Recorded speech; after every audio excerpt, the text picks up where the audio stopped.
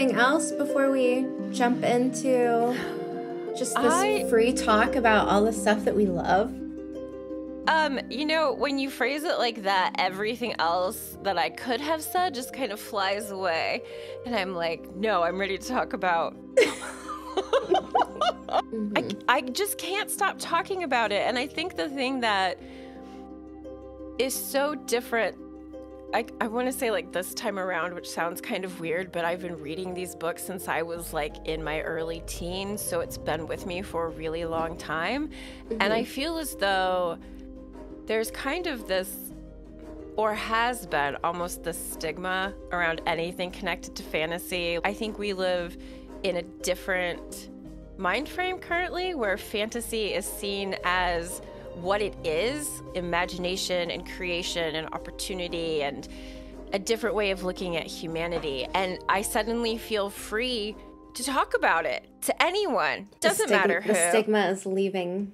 I think so. Yeah. Although it's really hard when you see people's eyes kind of glaze over when you tell them that it's 14 books and a prequel. I think that's the biggest problem for me is when I'm talking to someone about it and I want to explain like what it's about. I mean, there's not enough time in the world to explain what it's about. And I think that's one of the reasons why we're getting all of these little clips dropping. Because if they tried to sum this all up, it would take a couple episodes for you to even really get an idea about what's going on. Yeah. I think for me, that was that hurdle of getting through The Eye of the World. Yes. Helen of Troy was the face that launched 1,000 ships. The Wheel of Time is a series that launched 1,000 tropes. And I can say that and not be sad or think that that's a bad thing because it really shows how innovative it was. Absolutely. At its time and how many different series have pulled from it. But at the same time, if you are just, for example, someone who's been reading a lot of fantasy or even just a little bit of fantasy, if you go back now and read The Eye of the World, you're like, this all feels kind of predictable. But it's because after this book came out, how many authors were like, oh, that's an interesting topic to explore, and then kind of like pull some of that into their literature. So I think it's kind of cool. And I think I have to tell myself to remember this when I get kind of eyes glazed over thinking about Eye of the World. Yes. It's really hard for people to get into such a thick, big, giant series. And it is. I think one of the first things that when I think about why I like it, why it resonated with me, and just this is another little shout out to Matthew, one of our patrons, because he gave us the idea for this episode. But, yeah. So thanks. I didn't open up the book expecting to fall in love with hundreds of characters. This was not something that I had any idea was going to happen. I really believed after Eye of the World it was going to be following these kids around for the entire series and maybe a little bit from Moraine, maybe a little bit from Lan. I didn't know. And to my surprise, the world just keeps expanding and you get more characters, more cultures.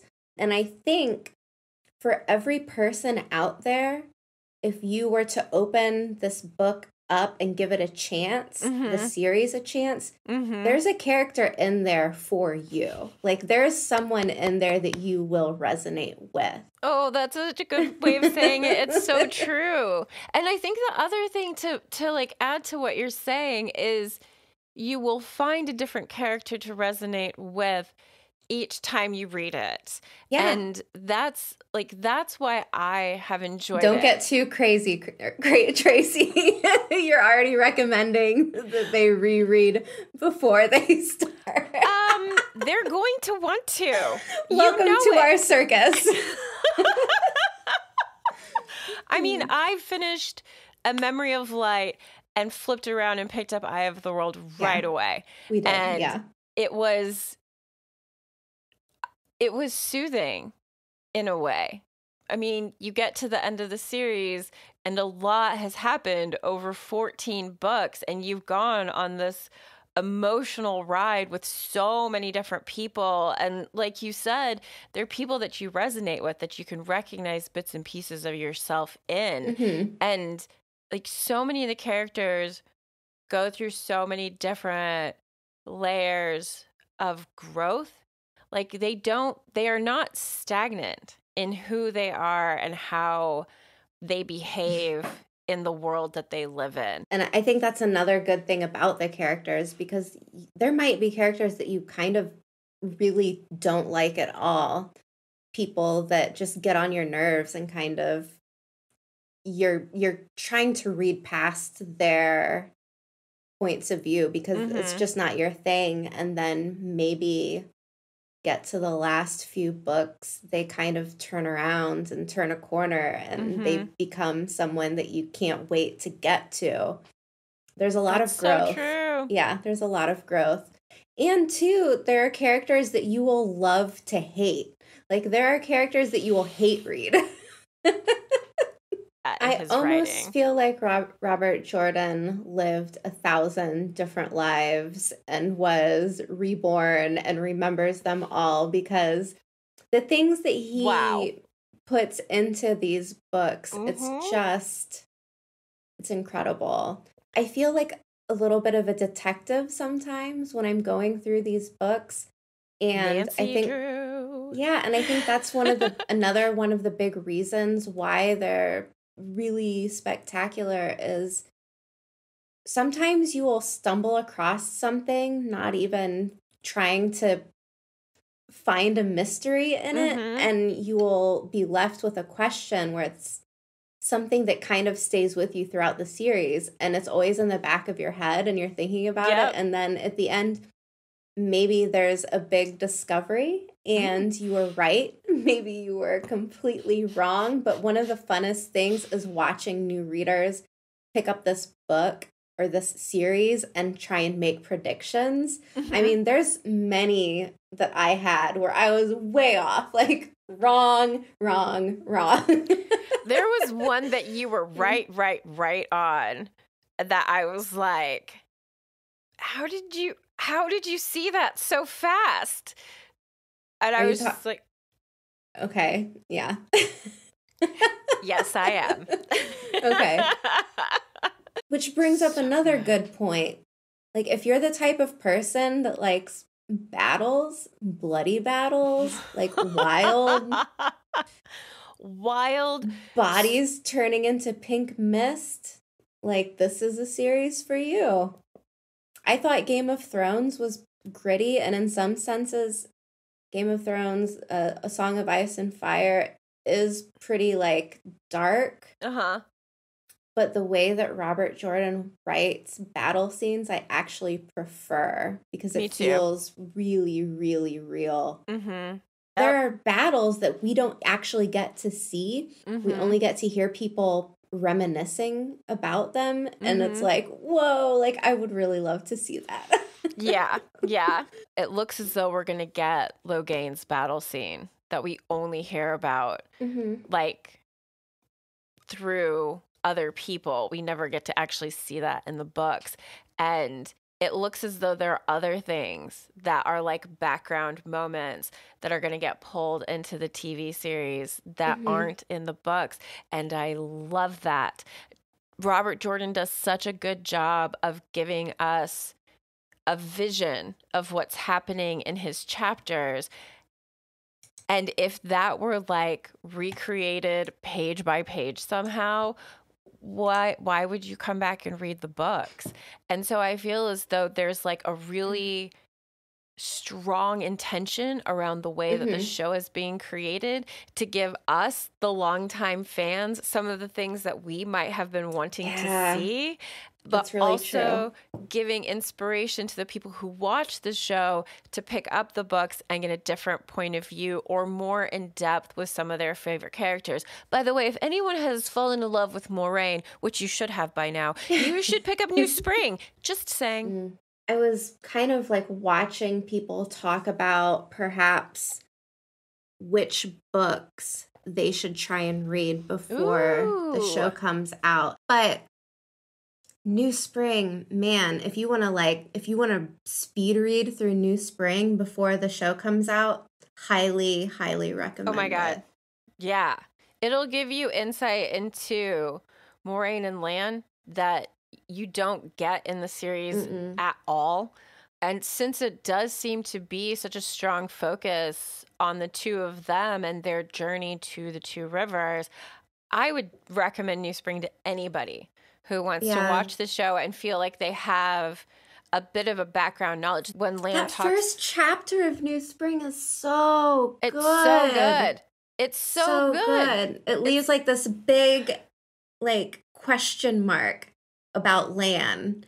And I mean, I think with the series, like this is something that Traci and I have been saying since we started the podcast is, do you think that we're going to have pieces of New Spring in the show?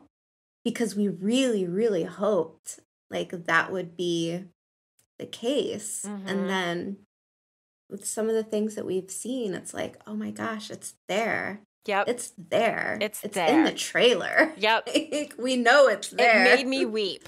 I mean, you even get the Borderlanders in New Spring. So I just...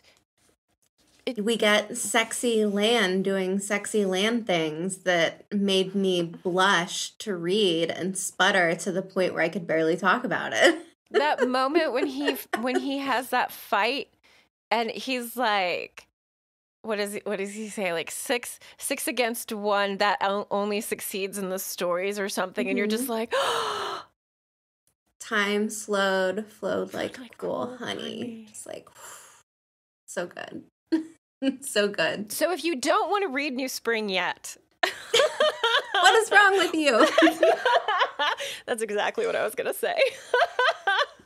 If you like to read for like the beauty of the prose and how a book is written, wow, like pick this book up because it's beautiful. And then if you want, we've already read it. We've done a recap. Go back and check that out because it's early on in our podcast, but we had so much fun reading it. Like I know I had hesitations around New Spring because I was one of those anti-prequel people.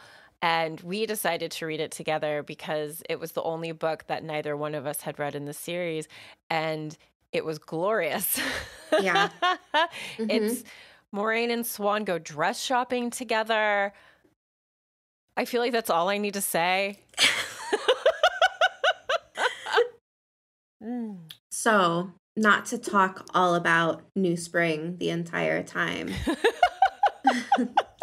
but there is really good, like, relationships. I mean, some of these characters you get kind of like this buddy cop energy from, where it can be really humorous. Yeah. Sometimes you have more of like a sisterly bond between characters. And sometimes you've got kind of like cat and mouse where it's maybe one of the bad guys kind of just slowly wrapping their claws around one of your beloved characters, being pursued, being chased. Maybe they're a spider. Yeah, maybe. And two, when I think about something that kind of snuck up on me, I didn't expect to laugh reading these books, like wholeheartedly, like get like a good chuckle from. Right, yeah. And some of the times it's just from this very minor character that just is one of the smallest roles to play in the book where you're just like, man, I wish I had more of that guy. My lord's leg is not a side of beef. Yeah. And then there are moments that will just make you cry. I mean, my God. I don't know. Some people aren't big criers, but the amount of men that I have heard like reading these books and say like that made me weep. Like I cried. And it's just like hits you right in the gut. There's such emotionally charged moments, and it's really, I don't think I could ever write something like that. I mean, it's just really impressive what Robert Jordan has done. And I think one of the things that makes this series so appealing is we as humans love stories. We love stories about love, about humanity, about good versus evil. And Robert Jordan just pulls all of these things together. I mean, he really just weaves this beautiful story with so many characters. It feels like a real world, something you could step into and live in. I wouldn't want to because there is no indoor plumbing, and that would ruin my bath schedule. Elaine gets away with it, but she's got servants. I probably wouldn't. I'd probably be one of the servants. So I think one of the things to think about going in to the series, say maybe it's something that you're considering, don't expect instant payoff with every book. Yeah. Like just picture and take it all in as like a whole, and don't wait for big, massive, energetic moments with the plot in each book, because they all some of them kind of twist and turn, and some of them go at a slower pace, and then some of them are just fast, a lot of momentum. Yeah. So you kind of have to just like ride the wave of it. And if it's something that you just kind of want to like sit back on and not speed read through, like that's awesome, because you're not going to be so in a rush, I guess, to get to the end. But I will say that just how things do end up, I think, is really well done, considering Jordan didn't get to finish his own books. Yeah. I love it. I actually really enjoyed the last 3 books a lot. Yeah, and if you're a Brandon Sanderson fan, like, what are you waiting for? Read the whole series. You've got time on your hands. I'm sure you're waiting for the next Brandon Sanderson book anyways. Go back in between the weights and read. And start reading. Do it. I mean, really, it's a glorious series, but it does take time to get through. And in some ways, I think I was really fortunate to be reading it when like the books were still coming out. Like they weren't all published, and I had to wait. And in those times, I'm not a huge fantasy book reader. But I like a good story.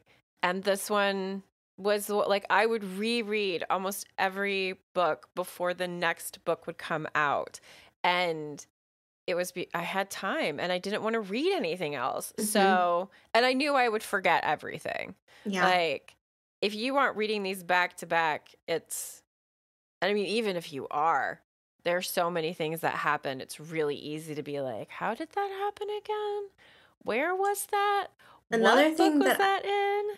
Yeah, another thing that I didn't expect was these strong female characters. I didn't pick up the book looking for that. I mean, if it's in there, it's a bonus, but I didn't pick it up thinking like, oh, okay, like I'm gonna read about strong women.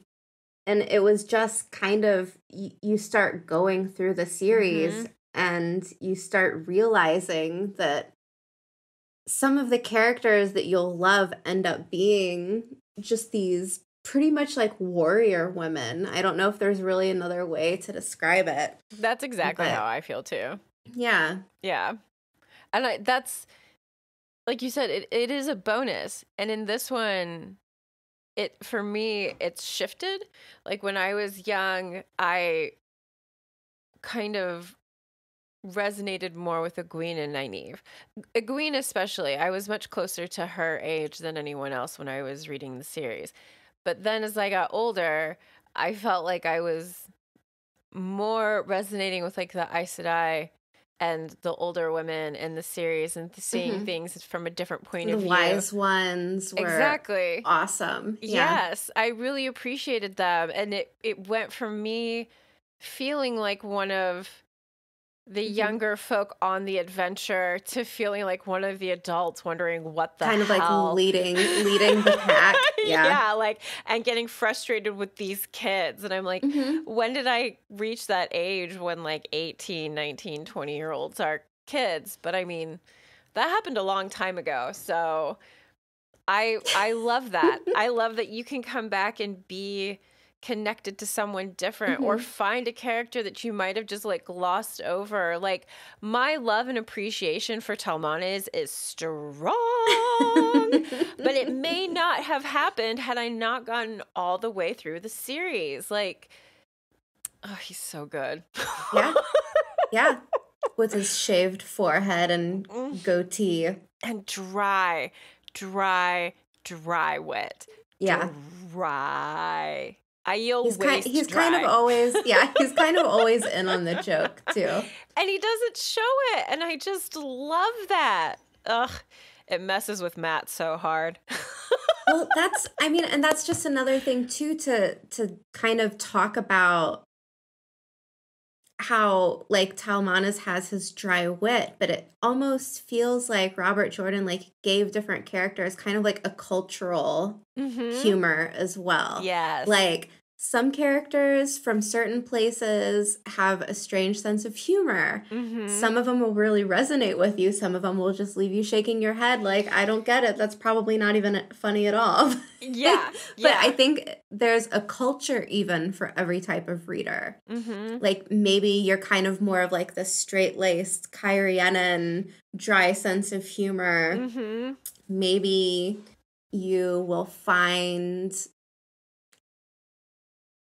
Maybe there are a bunch of blacksmiths out there that are like, Perrin's my man. Well, what I was going to say, though, is like with the sea folk even, like there's a whole culture that are basically just expert negotiators where they can kind of like write you out of your own decision-making process. Like it's crazy how they can kind of like come in and before you even know it, you're probably not wearing shoes or your jacket anymore. Like they've taken everything from you. And you're walking around stumbled, thankful that that's all that you lost. Naked, yeah. Thank goodness that was it. They could have taken so much more. Yeah, and then we have like brilliant warrior cultures like the Aiel or the Borderlanders, and it's just cool. It's just cool. really fun. Yeah. It's really fun. Yeah. I love that. I love the culture expansion that happens in the Wheel of Time, because when you start, you're just kind of in one locale until close to the end of it. And then there's, of course, like the map at the beginning of every book and whatnot, and that's great, but you have no idea that you're actually going to be bouncing all over that map soon and like that's beyond. True. So that's really true.